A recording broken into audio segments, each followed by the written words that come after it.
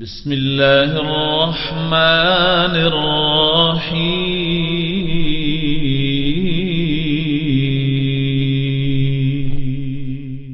شروع اللہ کے بابرکت نام سے جو بڑا مہربان نہایت رحم والا ہے۔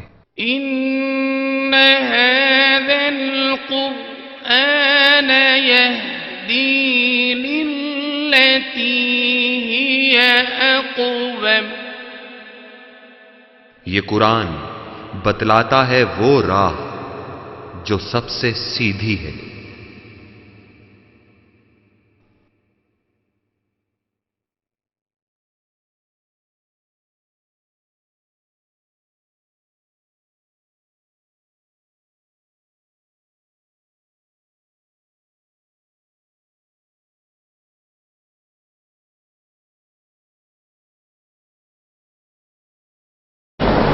الحمدللہ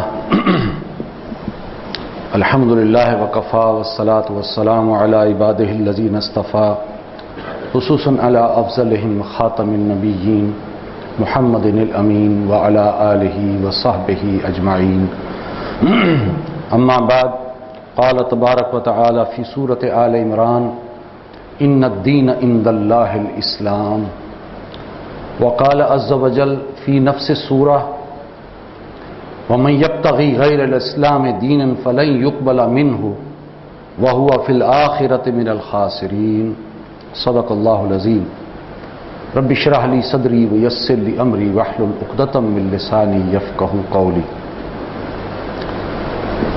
آج جس موضوع کے حوالے سے گفتگو ہونی ہے اگرچہ پہلے بھی بیان ہو چکا ہے، لیکن یہ کہ ایک یاد دہانی کے طور پر تذکیر، تاکہ فکر جو ہے ہمارا وہ صاف ہو، نکھر کر سامنے آئے اور ہم اسے حرز جاں بنائیں۔ جیسے کہتے ہیں کلیئرٹی آف کانسیپٹ، تصورات کو واضح ہو جانا چاہیے۔ اور الحمدللہ کہ ہم اپنے یہاں پر دین کے جو بنیادی موضوعات ہیں اس کو صاف اور نکھارنے کی کوشش کرتے ہیں۔ ایمان کے معنی کیا ہیں، جہاد کسے کہتے ہیں، عبادت رب سے مراد کیا ہے، انفاق کسے کہتے ہیں، نفاق کی حقیقت کیا ہے۔ یہ وہ کانسیپٹس ہیں، وہ تصورات ہیں کہ جو قرآن اور سنت کے بنیادی تصورات ہیں اور انہیں واضح ہو جانا چاہیے۔ لہٰذا آج ایک بنیادی تصور دین و مذہب کا تصور، دین کیا ہے، مذہب کیا ہے، کیا اسلام دین ہے یا مذہب ہے، اس حوالے سے انشاءاللہ گفتگو ہوگی۔ دیکھیے پوری دنیا کا اس وقت جو تصور مذہب ہے، وہ مذاہب یا تو کسی شخصیت کے ساتھ وابستہ ہیں، اور اگر کوئی تصور ہے تو وہ زیادہ سے زیادہ عقیدے کی حد تک ہے، یا کچھ ریچولز ہیں، ان کے رسومات ہیں، یا کچھ اخلاقی قدریں ہیں، اس سے زائد نہیں۔ عیسائیت ہے تو عیسیٰ علیہ السلام سے وابستہ ہے، اور اس میں ایک نظریہ ہے، عقیدہ ہے، تثلیث کا عقیدہ، کفارے کا عقیدہ، خدا تین ہیں، بیک وقت بھی ہیں اور علیحدہ علیحدہ بھی ہیں، یعنی خدا، مقدس روح اور عیسیٰ علیہ السلام، یہ تینوں بیک وقت بھی خدا ہیں اور علیحدہ علیحدہ بھی خدا ہیں۔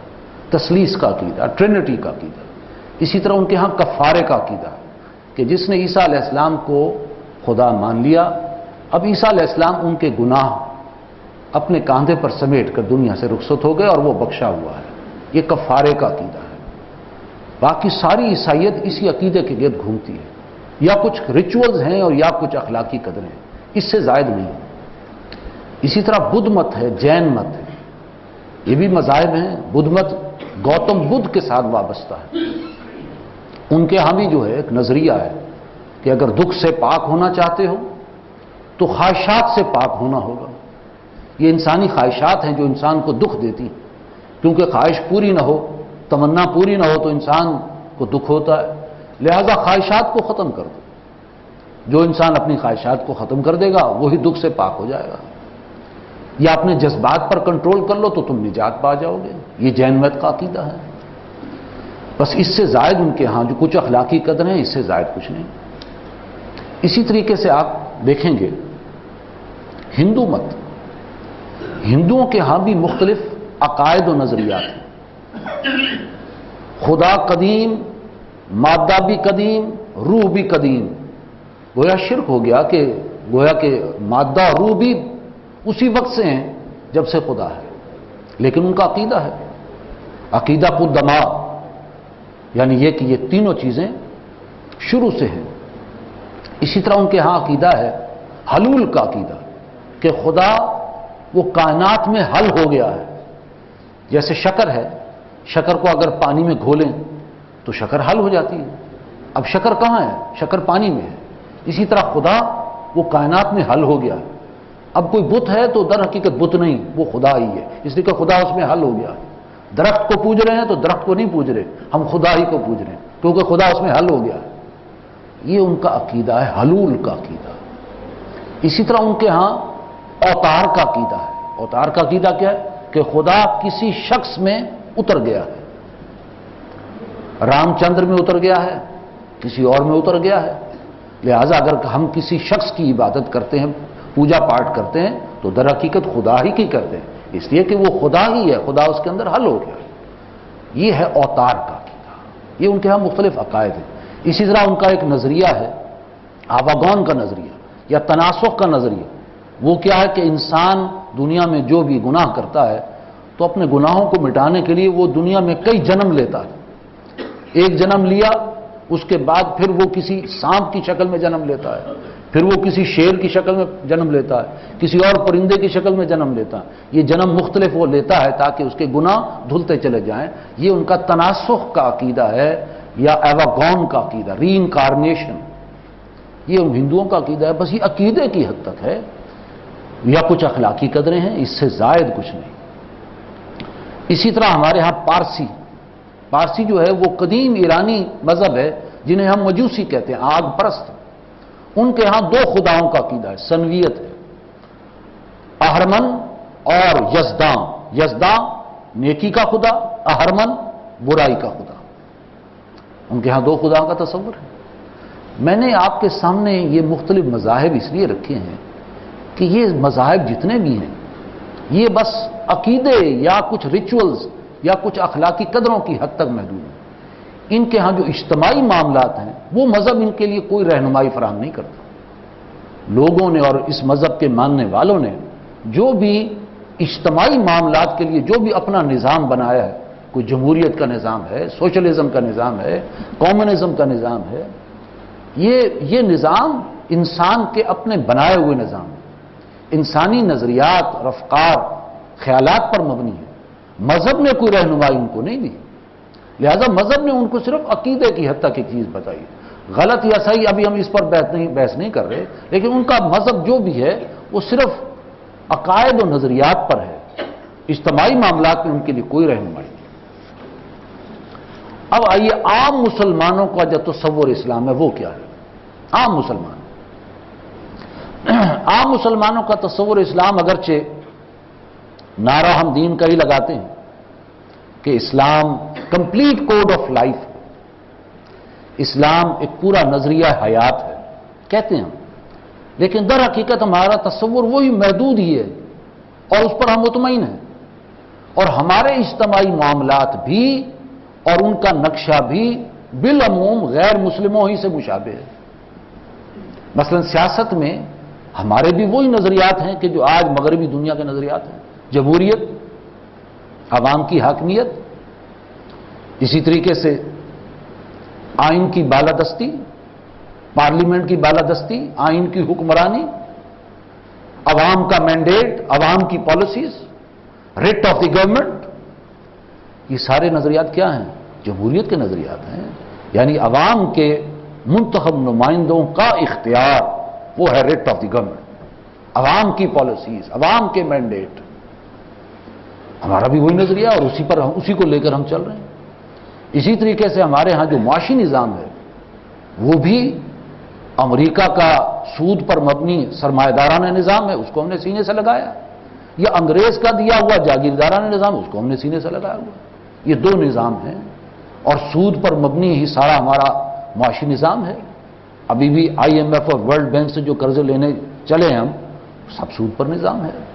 اسی طریقے سے پرائیویٹائزیشن، کنزیومر سوسائٹی، لیزنگ کا سسٹم، لیزنگ کا نظام، اسٹاک ایکسچینج کا نظام، جیسے مغرب میں ویسے ہمارے یہاں کوئی فرق نہیں ہے. وہی کا وہی اجتماعی نظام ہے، اس کا نقشہ وہی ہے. اسی طرح ہمارا معاشرتی نظام، اگرچہ ہم نے اس کو نام بڑا خوبصورت دیا ہے، روشن خیالی، اعتدال پسندی، رواداری، ترقی، لیکن در حقیقت ہے کیا؟ عورت کی آزادی اور مساوات مرد و زن. عورت آزاد ہے اور عورت اور مرد ہر شعبے کے اندر برابر ہے. اور آزاد میڈیا کا تصور، میڈیا بالکل آزاد ہے، اس پر کوئی قدغن عائد نہیں ہو سکتی. وہی تصور ہمارے ہیں جس کے نتیجے میں بے پردگی، عریانی، فحاشی اور فیشن، جدید فیشن کے نام پر وہی گھروں کا ڈیزائن، وہی لباس کا ڈیزائن جیسے ان کا، وہی ہمارا، وہی بالوں کا سٹائل، وہی شوبز کی دنیا، وہی گلیمر کی دنیا، وہی کیٹ واکس، وہی جو ہے شوبز، اور سارا کچھ وہی. تو ہمارا کلچر بھی جو معاشرتی کلچر وہ وہی ہے کہ جو ہم نے ان سے لیا. لہذا پھر ہمارا دین کا تصور کیا ہوا؟ نعرہ تو ہے اسلام کمپلیٹ کوڈ آف لائف ہے، لیکن در حقیقت ہمارا بھی تصور ریوالو کرتا ہے عقائد، عبادات، رسومات، مسجد ہو، مدرسہ ہو، خانقاہ ہو، حرمت رسول، حرمت قرآن ہو، بس اس کے گرد ریوالو کرتا ہے. ہاں یہ چیزیں ہماری دکھتی رگیں ہیں، ان کے حوالے سے اگر کوئی ہمیں رنج پہنچے تو ہم ضرور بڑا ریئیکٹ کرتے ہیں. اگر مسجد پر آنچ آئے تو یقیناً ہم تڑپ اٹھتے ہیں، ہم بہت حساس ہیں. مدرسوں پر اگر کریک ڈاؤن کی بات آئے تو ہم لاٹھیاں لے کر میدان میں آ جاتے ہیں. اور ربیع الاول کے جلوس پر پابندی لگنے کی بات ہو تو ہم آگ ببولا ہو جاتے ہیں. یہ ہماری دکھتی رگیں ہیں. اسی طریقے سے حرمت رسول اور حرمت قرآن کا معاملہ ہو تو ہم جلسے اور جلوس نکالتے ہیں، کٹ بھرنے کا عزم کرتے ہیں، خون کھول اٹھتا ہے ہمارا. اسی طریقے سے تعلیمی نصاب کے اندر تبدیلی کی بات آئے تو ہم احتجاج کرتے ہیں، ہم جو ہے قرارداد مذمت پاس کرتے ہیں. اچھی بات ہے، ہونا چاہیے تاکہ دوسروں کو پتہ چلے مسلمان کے اندر غیرت اور اہمیت ہے، ہونا چاہیے. لیکن یہ کہ اس کے ساتھ ساتھ اگر ریاست اور پارلیمنٹ کی سطح پر اللہ کی حاکمیت کا نظام نہیں ہے، اگر پارلیمنٹ میں سے غیر شرعی ایکٹس پاس ہو رہے ہیں، اگر عدالت کے فیصلے شریعت کے مطابق نہیں ہیں، اگر عریانی اور فحاشی کا سیلاب ہے اور منکرات کی بارش ہو رہی ہے اور اونچ نیچ کا نظام ہے، تو اس پر ہمیں کوئی دکھ نہیں ہوتا، اس پر کوئی احتجاج نہیں ہوتا، اس پر کوئی جلسے اور جلوس نہیں نکلتے، اس کے لیے کوئی اجتماعی استعفے نہیں ہوتے، اس کے لیے ہمارا خون نہیں کھولتا. یہ ہے وہ تضاد جو ہمارے عام مسلمانوں کا تصور اسلام ہے. نعرہ تو ہے اسلام کا، لیکن حقیقت ہمارا محدود تصور ہے. اور اس محدود کے تصور کے حوالے سے اگر کوئی آنچ آئے تو ہم بہت جزبز ہوتے ہیں. لیکن یہ کہ اگر وہ کلی تصور سامنے آئے تو اس پر ہمیں کوئی احتجاج نہیں ہوتا. اب آئیے ہماری مذہبی اور دینی اور سیاسی جماعتوں کا تصور اسلام کیا ہے. ابھی میں نے آپ کے سامنے پوری دنیا کا جو مذاہب ہے ان کا تصور محدود، صرف عقیدے کی حد تک یا کچھ رسمیں یا کچھ اخلاق. عام مسلمان کا تصور اسلام بھی محدود، بس یہ کہ عقیدے کی حد تک، مسجد اور مدرسے کی حد تک، خانقاہ کی حد تک، حرمت رسول اور حرمت قرآن کی حد تک. لیکن وہ اجتماعی نظام جو ہے وہ ہمارا بھی وہی ہے جو غیر مسلم کا. اب آئیے دینی اور مذہبی جماعتیں جو ہیں ان کا تصور اسلام، ان کے تصور اسلام میں بات تو وہی ہے، نعرہ ان کا بھی ہے، اسلام ایک دین ہے، Islam is a complete code of life, Islam ایک مکمل ضابطہ حیات ہے. بات کریں گے، گفتگو کریں تو یہی بات وہ کہیں گے اور صحیح بات کریں گے. لیکن یہ کہ ان کے عملی موقف میں 3 تضادات ہیں، آج نوٹ کر لیجیے. پہلا تضاد یہ ہے، بات کریں گے تو اسلامی نظام حیات، نظام مصطفیٰ، نظام اسلامی، لیکن عملی طور پر یہ جماعتیں وہ بحالی جمہوریت یا استحکام جمہوریت کی جدوجہد میں لگی ہوئی. نام اسلام کا ہے لیکن جمہوریت کے استحکام کی، مذہبی اور دینی جماعتیں. اگر جمہوریت نہیں تو جمہوریت کے جو ہے جمہوریت کو لانے کے لیے، اور اگر جمہوریت ہے تو اس کے استحکام کے لیے۔ عملی طور پر ان کا عمل یہ ہے۔ دوسرا تضاد یہ ہے کہ جب بات ہوگی تو اسلامی نظام کی بات ہوگی، نظام مصطفیٰ کی بات ہوگی، لیکن جب انتخابات قریب آئیں گے انہیں پتہ ہے کہ نظام پر جاگیردار بیٹھا ہوا، اور جاگیردار کے ووٹ بینک اس کی جیب میں ہے، اس کو ناراض بھی نہیں کرنا، بلکہ ان میں سے کئیوں کو ٹکٹیں بھی دی ہوئی ہیں۔ لہذا جب الیکشن نزدیک آئے گا تو اسلامی نظام کی بات پیچھے اور قانون شریعت کی بات آگے آئے گی۔ ہم تو قانون چاہتے ہیں، ہم تو اسلامی سزائیں چاہتے ہیں، حدود اور تعزیرات کا نفاذ چاہتے ہیں، نظام صلاۃ چاہتے ہیں، نظام زکوٰۃ چاہتے ہیں۔ نظام اور شریعت میں بہت فرق ہے۔ شریعت قانون ہے، قانون نظام کے تحت بنتا ہے۔ عام طور پر نظام کی بات، لیکن جب الیکشن آئے گا تو پھر شریعت کی بات۔ یہ وہ تضاد ہے۔ تیسرا تضاد یہ ہے کہ جب بات کی جائے گی تو اسلام ایک پورا نظام حیات ہے، اسلام دین ہے، اسلام کمپلیٹ کوڈ آف لائف ہے، لیکن سارا زور مسلک پر، سارا زور فقہ پر، سارا زور اپنے مذہبی شاعر پر، اور اس میں بھی تنگ نظری۔ نتیجہ یہ کہ فرقہ واریت۔ سارا زور کس پر ہوگا کہ امام کے پیچھے سورہ فاتحہ پڑھی جا سکتی ہے یا نہیں پڑھی جا سکتی۔ سارا زور اس بات پر ہوگا کہ آمین اونچی کہنی ہے یا آہستہ کہنی ہے۔ سارا زور اس بات پر ہوگا کہ رفع یدین کرنا ہے یا نہیں کرنا۔ سارا زور اس بات پر ہوگا کہ ہاتھ نیچے باندھنے ہیں یا اوپر باندھنے ہیں۔ 3 طلاقوں سے 1 طلاق سمجھی جائے گی یا 3 طلاقیں سمجھی جائے گی۔ کندھوں کو ملانا ہے جب صف کھڑی کرنی ہے، کندھوں کو ملانا ہے یا قدموں کو ملانا ہے، اس پر ساری جو تقریر اسی پر ہوگی۔ پھر یہ کہ نماز اول وقت میں پڑھنی ہے یا ذرا تھوڑا سا ٹھہر کے پڑھنی ہے، جھگڑا اس بات پر۔ سارا زور ان چیزوں پر، مسلک پر، فقہ پر اور اپنے مذہبی شاعر پر۔ لیکن وہ اسلام کا نام لیا جائے گا تو اسلام دین ہے، کمپلیٹ کوڈ آف لائف ہے۔ بقیہ جو اجتماعی نظام کے جو سارے حصے ہیں، سیاست، معیشت، معاشرت، اس پر توجہ نہیں۔ اب آئیے دیکھیے کہ اسلام کا جو ہمہ گیر تصور ہے وہ کیا ہے۔ جب میں نے کہا کہ مذاہب جو دنیا کے ہیں وہ بھی محدود تصور، عام مسلمان کا تصور اسلام وہ بھی محدودیت کا حامل ہے، اس پر مطمئن، اور مذہبی اور دینی جماعتوں کا تصور بھی اس کے اندر یہ تضادات 3، تو پھر سوال پیدا ہو تو پھر اسلام کا تصور دین ہے کیا؟ اس کا ہمگیر تصور کیا ہے؟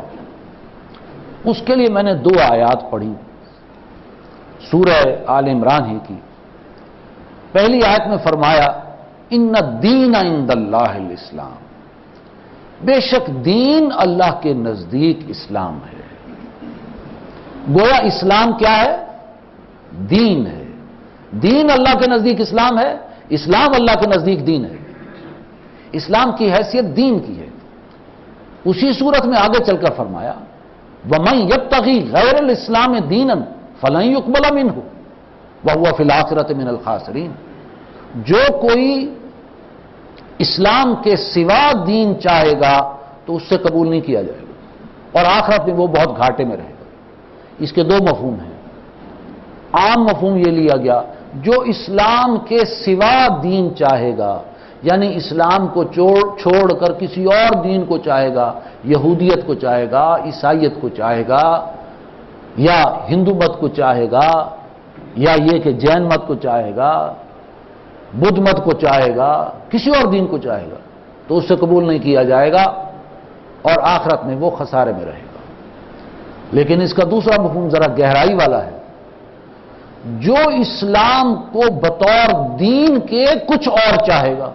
اسلام دین ہے، اگر اس کو دین کی حیثیت سے نہیں چاہتا، مذہب کی حیثیت سے چاہتا ہے، جزوی حیثیت سے چاہتا ہے، محدود معنی میں چاہتا ہے، اس حقیقی معنی میں، دین کے معنی میں، کمپلیٹ کوڈ آف لائف، پورا ضابطہ حیات، اگر اس کے سوا کچھ چاہتا ہے، محدود معنی میں چاہتا ہے تو اس سے قبول نہیں کیا جائے گا۔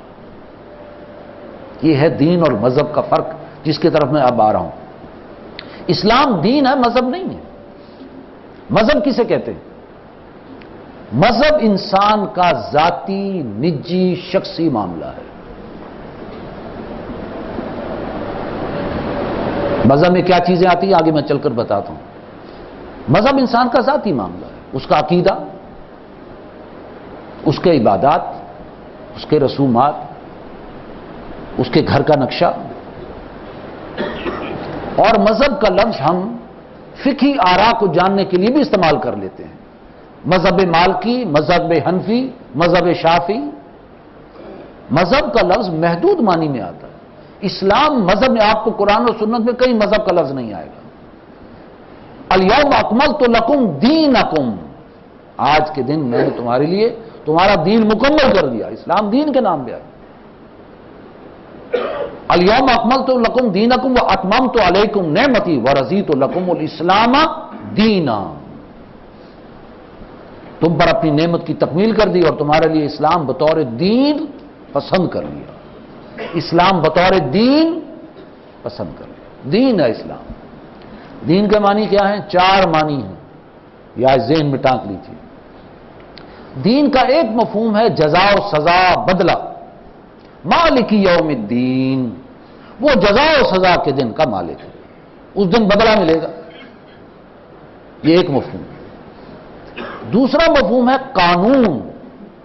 دنیا میں جو قانون بنتا ہے یہ گویا کہ دین ہے۔ جیسا کہ قرآن مجید میں الفاظ آتے ہیں، سورہ یوسف کے اندر حضرت یوسف علیہ السلام کے حوالے سے، وہ اپنے بھائی کو رکھنا چاہتے تھے اپنے پاس، لیکن بادشاہ کے قانون میں رکھ نہیں سکتے تھے۔ کذالک کدنا لیوسف ما کان لیأخذ اخاہ فی دین الملک، دین الملک، بادشاہ کے قانون میں یوسف اپنے بھائی کو رکھ نہیں سکتے تھے، بادشاہ کے قانون میں۔ اور بدلہ بھی انسان قانون کے تحت ہوتا ہے۔ اگر کوئی انسان قانون کی پاسداری کرتی ہے تو شاباش اس کو ملتی ہے، اور اگر کوئی انسان قانون کو توڑتا ہے تو اس کو سزا ملے گی، بدلہ ملے گا۔ تو جزا و سزا یا بدلہ وہ بھی قانون کے تحت ہوتا ہے۔ دین کا تیسرا مفہوم ہے نظام زندگی، یہ گمبھیر ترین مفہوم ہے۔ وَيَكُونَ الدِّينُ كُلُّهُ لِلَّهِ، اور دین کل کا کل ہو جائے اللہ کے لیے، یعنی نظام پورا کا پورا اللہ کے لیے ہو جائے۔ لِيُظْهِرَهُ عَلَى الدِّينِ كُلِّهِ، تاکہ اللہ کا رسول اس دین کو غالب کر دے، اس نظام زندگی کو غالب کر دے تمام ادیان پر۔ نظام کے معنی اس میں ہر چیز آ گئی۔ اور چوتھا مفہوم دین کا ہے وہ اطاعت کا مفہوم ہے۔ الا للہ الدین الخالص، آگاہ ہو جاؤ اللہ کے لیے اطاعت تو خالص ہوتی ہے، اس میں ملاوٹ نہیں، خالص اطاعت۔ یعنی نظام بھی وہی ہے کہ جس میں کس کی اطاعت ہو رہی ہے، وہی تو نظام ہے۔ اگر نظام کی اطاعت نہیں تو وہ نظام کیا ہے؟ تو دین کے 4 مفہوم سامنے آئے، بدلہ، قانون، نظام، اطاعت۔ اب آئیے اس کی روشنی میں دیکھیں، قرآن میں الفاظ آتے ہیں دین الملک، بادشاہ کا دین سے مراد کیا ہے؟ کہ قانون ساز بادشاہ ہے اور اس کے بنائے ہوئے قانون کی اطاعت ہو رہی ہے۔ اگر بادشاہ قانون بنانے والا ہے اور اس کے قوانین پر عمل ہو رہا ہے تو وہ دین الملک ہے، وہ بادشاہ کا دین ہے۔ جمہوریت بھی دین ہے، دین جمہور۔ قانون ساز کون ہے؟ عوام کے منتخب نمائندے، عوام قانون ساز، اور ان کے وہ بنائے ہوئے قوانین پر عمل ہو رہا ہے تو وہ دین کیا ہے؟ وہ دین جمہور ہے، اس لیے کہ اس میں قانون ساز کون ہے؟ عوام کے نمائندے۔ اور دین اللہ کیا ہے؟ قانون ساز اللہ ہے، جس نے قانون بنایا، نظام بنایا، اور اس نظام کی اطاعت ہو رہی ہے تو وہ دین اللہ ہے۔ وہ نظام، وہ قانون جس کی اطاعت ہو رہی ہے، اور جس میں قانون دینے والا جو ہے وہ کون ہے؟ اب دیکھیے مذہب اور دین کا فرق۔ مذہب میں 3 چیزیں ہیں، عقیدہ، عبادات، رسومات۔ عقیدے میں خدا کا تصور، جیسے ہم مانتے ہیں کہ اللہ ایک ہے، اکیلا ہے، قل هو اللہ احد اللہ الصمد لم یلد ولم یولد ولم یکن لہ کفوا احد. اس کا کوئی ہم کف نہیں، اس کی کوئی بیٹی نہیں، بیٹا نہیں، والدین نہیں، ماں باپ نہیں، بہن بھائی نہیں، کوئی نہیں، وہ اکیلا ہے. یہ ہمارا تصور ہے. لیکن کسی کا تصور ہے کہ خدا دو ہیں، پارسیوں کا تصور ہے، عیسائیوں کا تصور خدا تین ہے. خدا کے بارے میں یہ عقیدے کی بات ہے. اسی طرح رسالت، کوئی کسی کو رسول مانتا ہے یا نہیں؟ ہم سارے رسولوں کو مانتے ہیں اور محمد رسول اللہ صلی اللہ علیہ وسلم کو خاتم النبیین اور آخر المرسلین مانتے ہیں. اسی طریقے سے آخرت کا تصور، ہم یہ مانتے ہیں کہ دنیا کی زندگی عارضی ہے، اصل زندگی آخرت کی ہے، اصل منزل وہی ہے. لیکن کوئی شاید اس کو نہ مانے، کوئی دہریہ نہیں مانتا. یہ تینوں چیزیں یعنی توحید، رسالت اور آخرت، ان کا تعلق کس سے؟ عقیدے سے. اور یہ مذہب کے تحت آتے ہیں بات. اسی طرح مذہب میں عبادات کا نظام وہ بھی مذہب کے تحت آتا ہے. جیسے ہمارے نزدیک عبادات کا نظام نماز، روزہ، حج، زکوٰۃ عبادات ہیں. نماز میں رکوع، قیام، سجدہ، قومہ، جلسہ، یہ ہمارے یہاں عبادات کا نظام ہے. لیکن دوسرے مذاہب جو ہیں ان کے ہاں اپنا عبادت کا نظام ہے. ہم مسجد میں جاتے ہیں، کوئی مندر میں جاتا ہے، کوئی سینیگوگ میں جاتا ہے، کوئی کسی چرچ میں چلا جاتا ہے. اب ہم رکوع اور سجود کرتے ہیں، کوئی ہاتھ باندھتا ہے، کوئی گھنٹیاں بجاتا ہے. یہ ساری بحث عبادات کے تحت ہو رہی ہے اور عبادات یہ مذہب کے تحت آتا ہے. اسی طریقے سے مذہب میں تیسری بحث رسومات کی ہے. بچہ پیدا ہوگا تو کوئی رسم، جیسے ہم کوئی بچہ پیدا ہوتا ہے تو کان میں اذان، ایک کان میں اذان دوسرے کان میں اقامت کہتے ہیں. کوئی گھٹی پلائی جاتی ہے، عقیقہ ہوتا ہے، ختنہ ہوتا ہے، کوئی نام رکھا جاتا ہے. کوئی پیدا ہوگا بچہ تو کوئی نہ کوئی رسم تو ہوگی نا. دوسرے مذاہب میں جو ہے وہ ختنہ نہیں ہوتا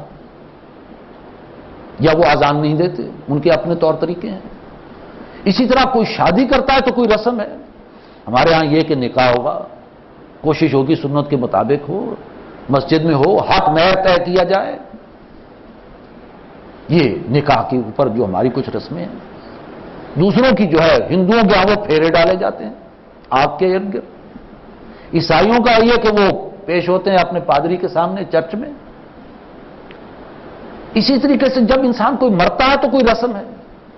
ہمارے ہاں جو کوئی فوت ہو جائے تو اس کو نہلایا جاتا ہے، کفن پہنایا جاتا ہے، اس کی نماز جنازہ ہوتی ہے، اس کی تہجیز و تکفین ہوتی ہے، اس کو دفن کیا جاتا ہے، اس کے لیے 3 دن سوگ اور تعزیت ہوتی ہے. یہ ہمارے ہاں ہے. دوسروں کے ہاں کچھ اور ہو سکتا ہے.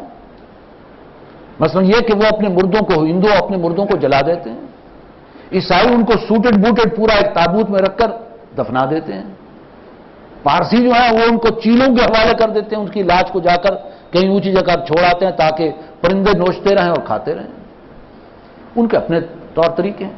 تو یہ رسومات، تو مذہب کے تحت یہ 3 چیزیں آتی ہیں: عقیدہ، عبادات، رسومات. لیکن اسلام مذہب نہیں ہے، اسلام دین ہے. اس میں 3 نہیں 6 چیزیں ہیں. 3 تو وہی ہیں جو بھی میں نے آپ کے سامنے بتائی. اسلام میں بھی بہرحال عقیدہ ہے، اللہ کے بارے میں، رسالت کے بارے میں، آخرت کے بارے میں. اسلام میں بھی موڈز آف ورشپ، عبادات کا نظام ہے، نماز، روزہ، حج، زکات. اسلام میں بھی رسومات ہیں، پیدا ہونے کی، نکاح کی، فوت ہونے کی. 3 چیزیں تو وہی ہیں، لیکن 3 ایڈیشنل ہیں. وہ اجتماعی معاملات خاص طور پہ وہ اسلام میں ہے. مثلا یہ کہ اسلام کا سیاسی نظام ہے کہ اللہ حاکم ہے اور انسان اللہ کا خلیفہ ہے، اور کوئی انسان دوسرے انسان کو غلام نہیں بنا سکتا، سب اللہ کے غلام ہیں. اور قانون سازی قرآن اور شریعت، قرآن اور سنت کے مطابق ہوگی، اور جو اس چیز کو مانے گا وہی در حقیقت اس مملکت اسلامیہ کا اصل شہری قرار پائے گا. اس لیے کہ وہ اللہ کو بھی مانتا ہے، رسول کو بھی مانتا ہے، اس عقیدے کو مانتا ہے جو اسلام کا ہے، قانون سازی اسی کو مانتا ہے، لہذا وہ اصلاً شہری ہے.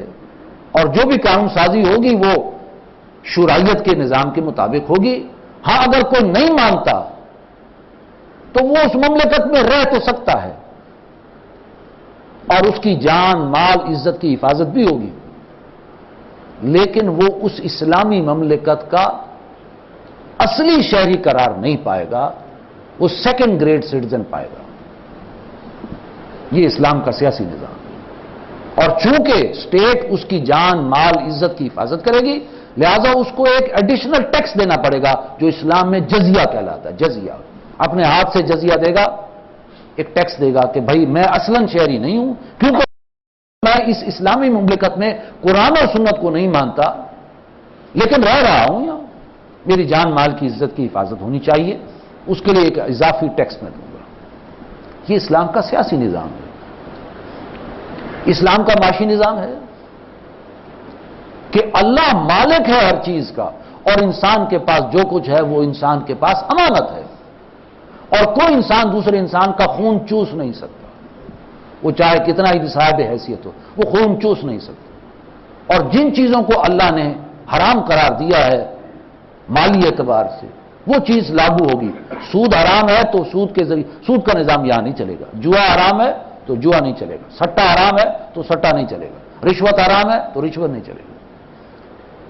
اسی طرح اگر ہمارے ہاں جاگیرداری نظام ہے تو اسلام میں اس کا تصور نہیں ہے۔ جو شرائط ہیں بہرحال میں اس بحث میں نہیں جاتا، بہرحال وہ سسٹم یہاں نہیں ہوگا۔ اسی طریقے سے کفالت عامہ کا نظام، بنیادی ضروریات انسان کی وہ اسٹیٹ کی ذمہ داری ہے، اسٹیٹ ان کی کفالت کرے گا۔ یہ پورا نظام ہے، سٹرکچر ہے جو اسلام دیتا ہے۔ یہ اسلام دین ہے، مذہب نہیں ہے۔ اسی طرح معاشرتی نظام، معاشرتی نظام کیا ہے کہ اللہ خالق ہے سب کا، اس لیے تمام انسان برابر ہیں، نسل، رنگ، زبان، پیشہ، جنس، اس کے اعتبار سے کوئی اعلیٰ نہیں، کوئی ادنا نہیں، کوئی اونچا نہیں، کوئی نیچا نہیں، تمام انسان اللہ کی نگاہ میں برابر ہیں۔ کوئی کالا ہے یا سفید ہے، یہ اللہ نے رنگ بنائے ہیں۔ آج جیسے اخبار میں سٹیٹمنٹ آیا ہے اوباما کے بارے میں کہ وائٹ ہاؤس بلیک صدر قبول نہیں کرے گا۔ وائٹ ہاؤس بلیک صدر، تعصب آ گیا سامنے۔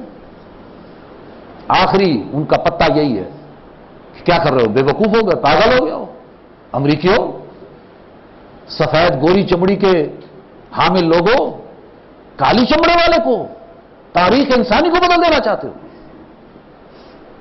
اسلام میں اس کا تصور نہیں ہے۔ کالی ہو، گوری ہو، گندمی ہو، یلو ہو، یہ رنگ اللہ نے دیا۔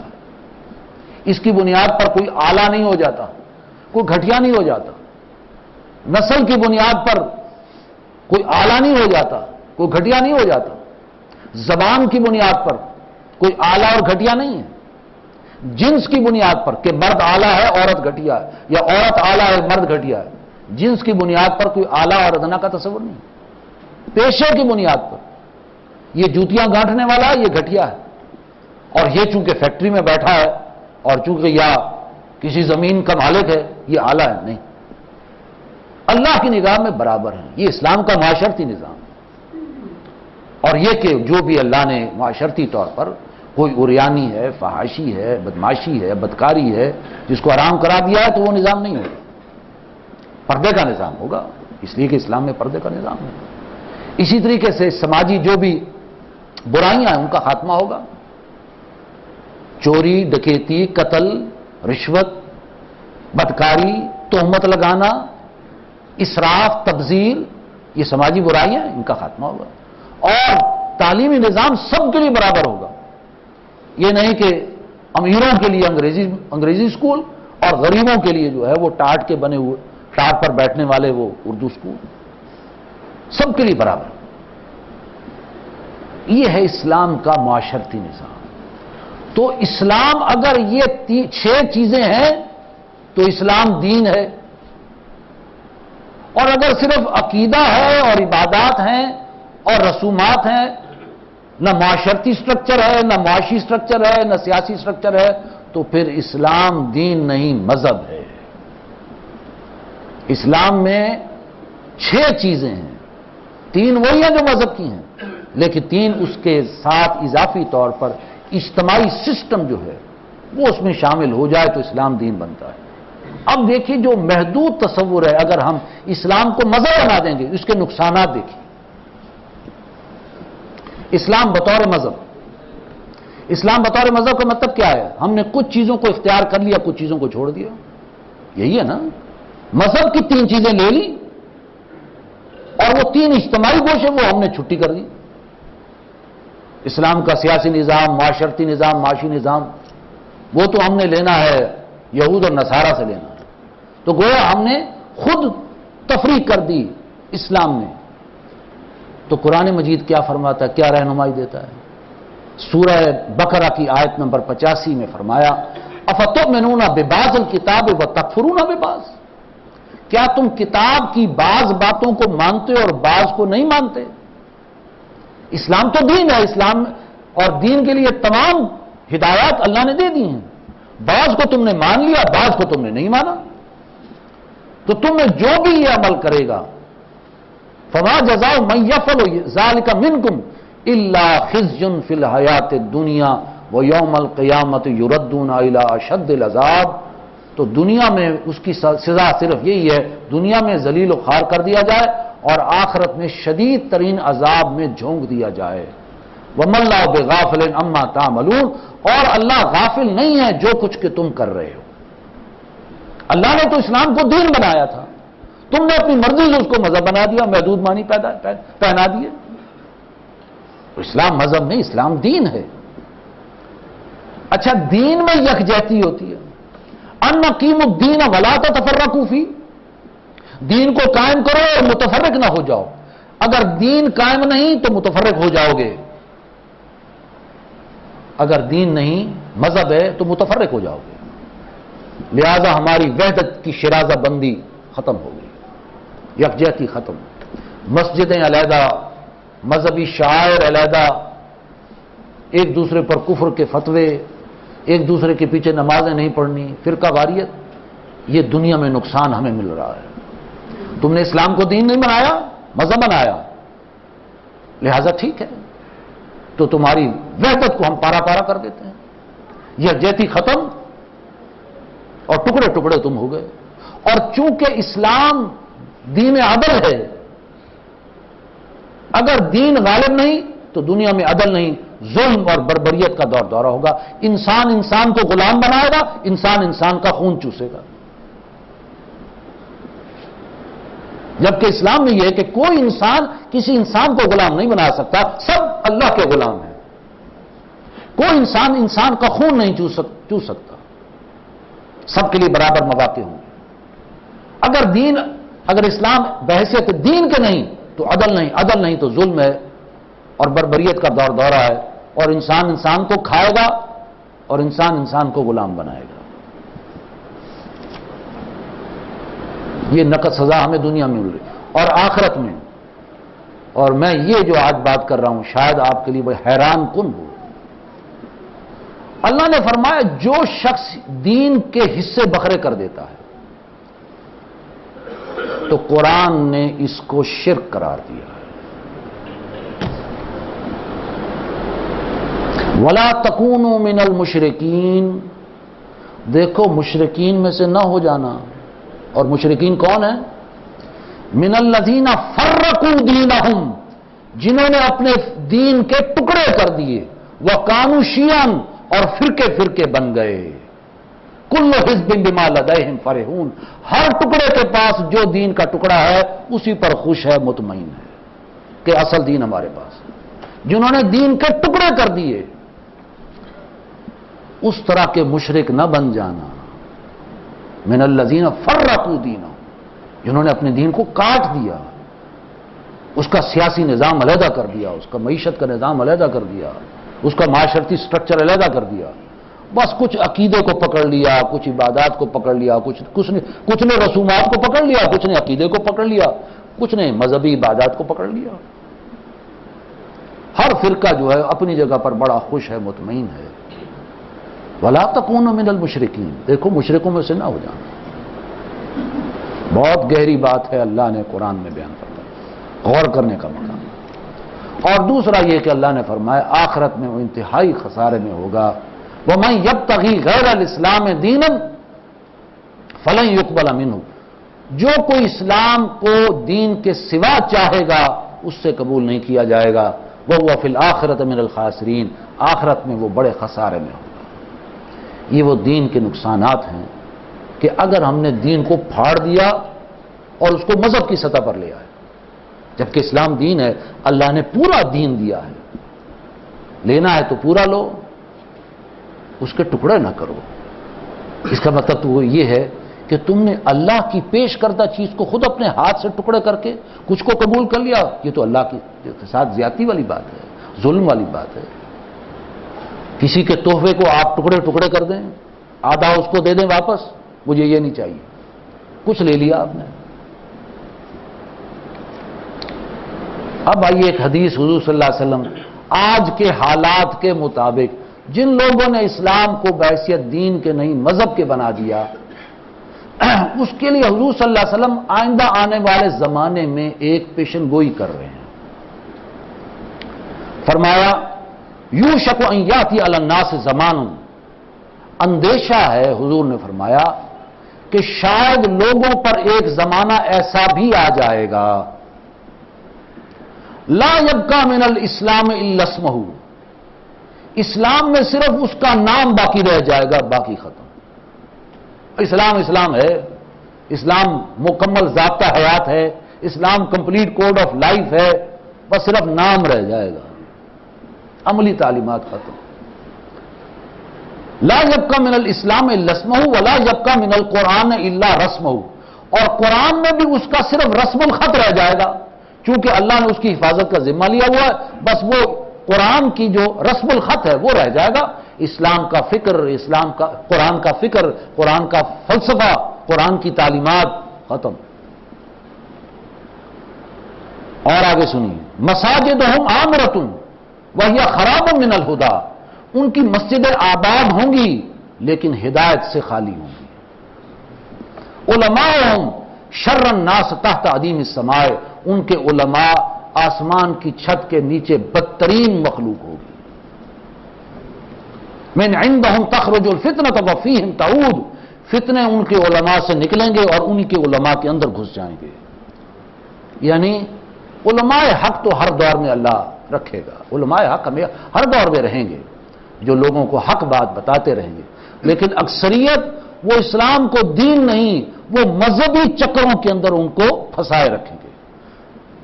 حاضر و ناظر کا مسئلہ، نور اور بشر کا جھگڑا، اسی چکروں میں ڈالیں، اس کے بارے میں آخرت میں کوئی پوچھ نہیں ہوگی کہ حاضر ہے یا ناظر ہے۔ علم الغیب کا مسئلہ، سماع موتا کا مسئلہ، مردے سنتے ہیں یا نہیں سنتے، اسی میں لگائے رکھو، ان کو لگائے رکھو۔ رفع یدین کرنی ہے یا نہیں کرنی، اسی میں لگائے رکھو۔ ہاتھ نیچے باندھنے ہیں یا اترے باندھنے ہیں، آمین اونچی کہنی ہے یا نہیں نیچی کہنی ہے، سورہ فاتحہ امام کے پیچھے پڑھنی ہے یا نہیں پڑھنی، انہی چکروں میں ڈالے رکھو۔ وہ جو اسلام ایک دین، اللہ کی حاکمیت، قرآن و سنت کا نظام، انسان انسان کو غلام نہ بنائے، انسان انسان کا خون نہ چوسے، معاشرتی احکام، عریانی، فحاشی، بے حیائی، منکرات، سود، جوا، سٹا، لاٹری، شراب، رشوت، اس کے بارے میں کوئی کسی کو احساس نہیں۔ لہذا حضور نے فرمایا اندیشہ ہے کہ ایک وقت ایسا بھی آ جائے گا۔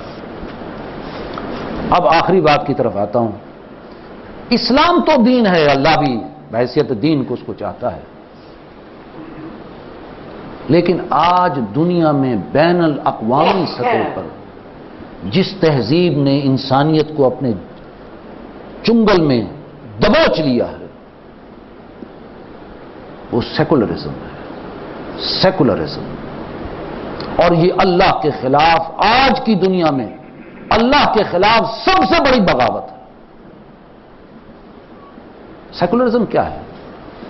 وقت نہیں ہے، میں اس کی تاریخ میں نہیں جاتا۔ اس کا فلسفہ کیا ہے؟ Religion is the private affair of the individual. وہی بات مذہب والی. ریلیجن، مذہب، وہ انسان کا نجی اور شخصی اور ذاتی معاملہ ہے. اگر دنیا میں رہنا چاہتے ہو تو مذہب کی حد تک رہ سکتے ہو، اور مختلف مذاہب اکٹھے رہ سکتے ہیں، ہندو، سکھ، عیسائی، پارسی، مسلمان. اگر مذہب کی حد تک رہیں، عقیدے کی حد تک، یا عبادات یا رسومات کی حد تک، تو religion is the private affair of the individual, یہ رہ سکتے ہیں. لیکن ان کے اجتماعی معاملات، اس میں کسی مذہب کا عمل دخل نہیں ہوا. یہ نہیں کہا جائے گا کہ یہ قانون بنا لو کیونکہ اللہ نے یہ فرمایا، یہ کتاب یہ کہتی ہے، یہ رسول یہ فرماتے ہیں. نو، اجتماعی سارے معاملات، سیاسی، معاشی، معاشرتی، وہ انسانوں کے جو نمائندے ہیں نا، وہ کثرت رائے سے جو بھی حکم بنا وہ بھی قانون بنا لے. اگر شراب کو جائز قرار دے دے تو ٹھیک ہے، ہم جنس پرستی دو مردوں کی شادی کو جائز قرار دیتے تو ٹھیک ہے. یہ ہے سیکولرزم. یعنی انہوں نے بھی مذہب کی سطح پر ہمیں لا کر کھڑا کر دیا. اسلام دین نہیں ہے، مذہب کی حد تک. اور مذہب انسان کا انفرادی اور اجتماعی معاملہ، انفرادی اور نجی معاملہ ہے، اس کا اجتماعی معاملات سے کوئی تعلق نہیں. جبکہ اسلام کہتا ہے اسلام تو دین ہے، وہ تو انفرادی اور اجتماعی معاملات کو اکٹھا کرتا ہے. اور اگر تم اس کے حصے رفع کر دو گے تو یہ شرک ہے، قبول نہیں ہوگا. لہذا سیکولرزم کی تعریف لانگ مینز ڈکشنری، انگریزی کے الفاظ ہیں، a system of social organization that does not allow the religion to influence the government. ایسا سیکولرزم کیا ہے؟ ایسا سماجی نظام کہ جو مذہب کو حکومت پر اثر انداز ہونے نہیں دیتا. حکومت کو بچاؤ مذہب سے، تعلیم کو بچاؤ مذہب سے، حلال و حرام کے قوانین کو بچاؤ مذہب سے. مذہب کا ان کے اندر کوئی عمل دخل نہیں. اپنے جدا ہو دین سیاست سے تو رہ جاتی ہے چنگیزی. سیکولرزم کہتا ہے نہیں، مذہب کو رکھو انفرادی حد تک. سیاسی نظام، معاشی نظام، تمہارے تعلیمی نظام، تمہارے حلال و حرام کے قوانین، ان کے اندر مذہب کو بچاؤ. دس از سیکولرزم. یہ اللہ کے خلاف سب سے بڑی بغاوت، کیونکہ اللہ فرماتا ہے قانون ساز اللہ ہے، اللہ کا حکم مانا جائے گا.